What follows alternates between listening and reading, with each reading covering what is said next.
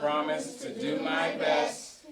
This program is designed for volunteer leaders and parents of boys in a Cub Scout or Boy Scout program, as well as any individual concerned with the safety and well-being of youth. Youth protection begins with you. We appreciate you being a part of helping keep our youth as safe as possible. Adult volunteer leaders must complete this training and retake the training every 2 years to remain current. If your youth protection training is not current at the time your unit recharters, you will not be re-registered. After completing this session, which will take about 30 minutes, you should know and be able to identify the Boy Scouts of America youth protection policies, as well as follow reporting procedures for policy violations or suspected abuse. A special note about parents. Parents are involved in the protection of their children in a variety of ways, including being involved in their children's scouting activities. All parents receive important information concerning the Scouting program, as well as its Youth Protection Program policies, as part of their children's membership application. In addition, we strongly recommend all leaders encourage parents to take BSA Youth Protection Training. This information is provided to help you detect any violations of the BSA's youth protection policies.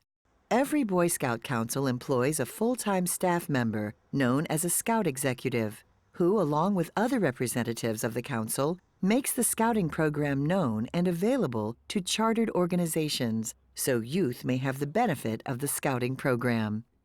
Any violations or concerns should be immediately called to the attention of the chartered organization or the unit committee or the adult in charge of the specific event or activity, and to the Scout Executive or his designee. Parents also need to review and discuss with their child the booklet, How to Protect Your Children from Child Abuse. Well, there's one just like that right through that path. I was wondering if you want to go check it out. Yeah. Sure, why don't you get your backpack?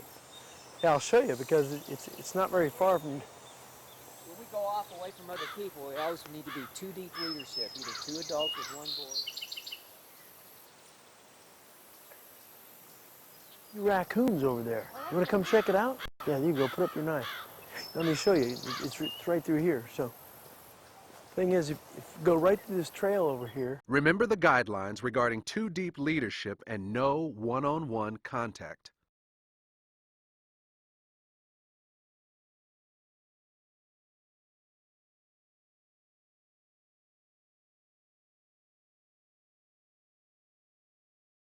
The next policy extends the respect of privacy to the use of cameras, imaging, and digital devices. No device capable of recording or transmitting images should be used to take photos or video in shower houses, restrooms, or other times when participants can expect privacy. Take action immediately to stop any violation of the digital devices policy and report the violation right away to the designated leader of the activity. Report the violation to your local Scout Executive as soon as possible. In addition, confiscate the device and give it to the designated leader of the activity or the local Scout Executive as soon as possible.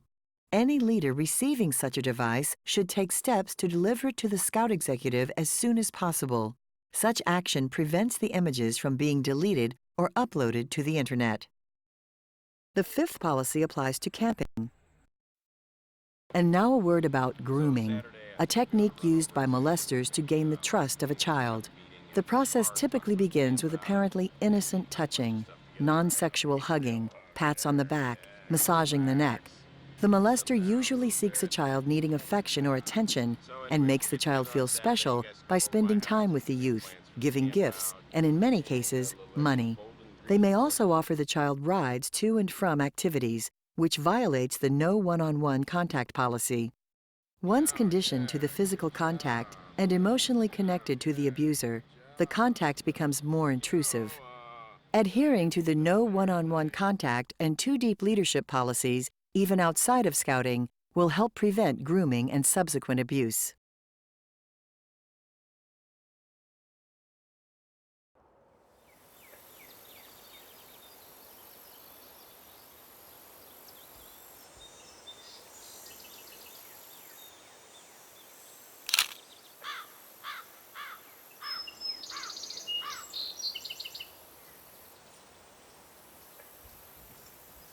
Remember the guidelines about privacy and consider how easy it is to put pictures on the internet.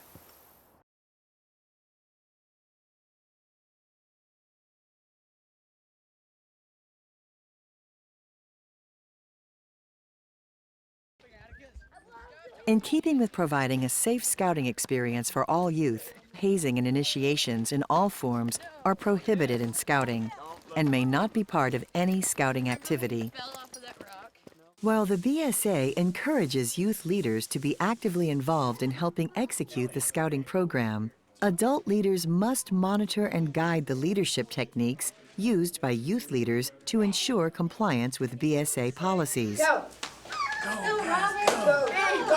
And under no circumstances should youth leaders administer discipline without adult leader guidance. The principles set forth in the Scout Oath and Scout Law set the standards for behavior regarding the member responsibilities policy. Physical violence, hazing, bullying, verbal insults, theft, drugs, and alcohol have no place in scouting. Such actions may result in revoking a Scout's membership. While encouragement is fine, taunting or pressuring peers to partake in program activities with risk with which they are uncomfortable, including high adventure, should not be tolerated. In addition, remember that secret organizations are not permitted in scouting. Let's take some time here and specifically discuss bullying. Scout leaders should be on the alert for signs of bullying, since youth often don't report the experience.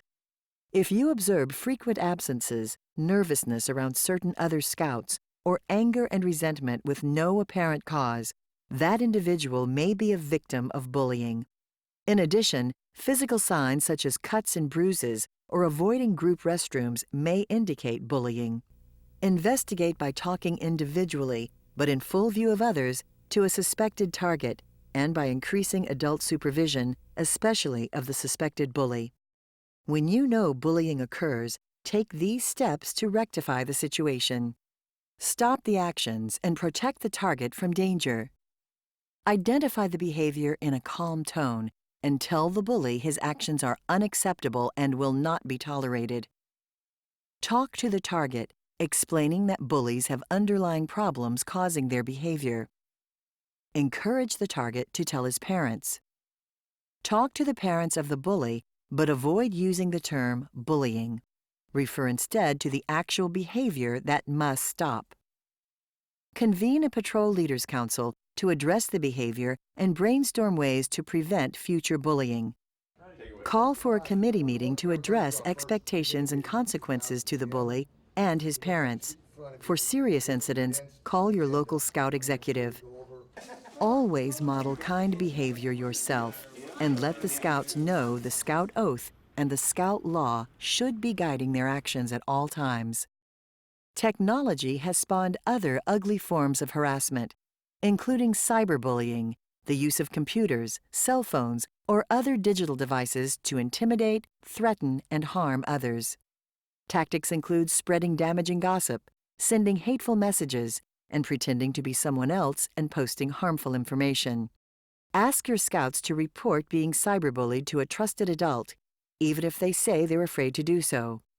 Encourage them to block messages or delete messages without reading them. If threats occur, parents should call the police. The final policy covers unit responsibilities. The head of the chartered organization or the chartered organization representative must approve the registration of all unit leaders. Adult leaders of scouting units have the responsibility to monitor the behavior of youth members and intercede when necessary. Gotta stay in bounds. Parents of misbehaving youth members should be informed and provide assistance in dealing with the misbehavior. Serious incidents should be reported immediately to the local Scout executive. Good job! Let's wrap up this session with a discussion of reporting requirements and how to deal with youth who come to you with allegations of abuse. Again, if you witness the violation of a youth protection policy, you should stop the violation immediately and report the incident to the person in charge of the activity and your local Scout executive as soon as possible. You must report to local authorities and comply with whatever regulations apply to your location.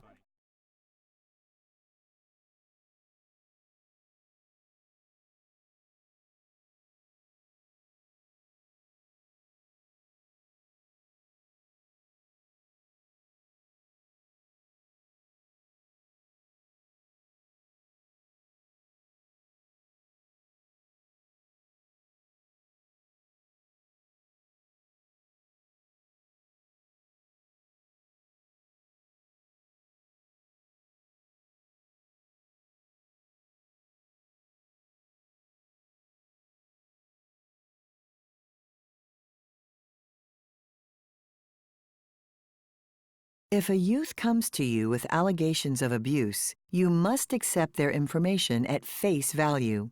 Be supportive and encouraging. Document exactly what the child tells you.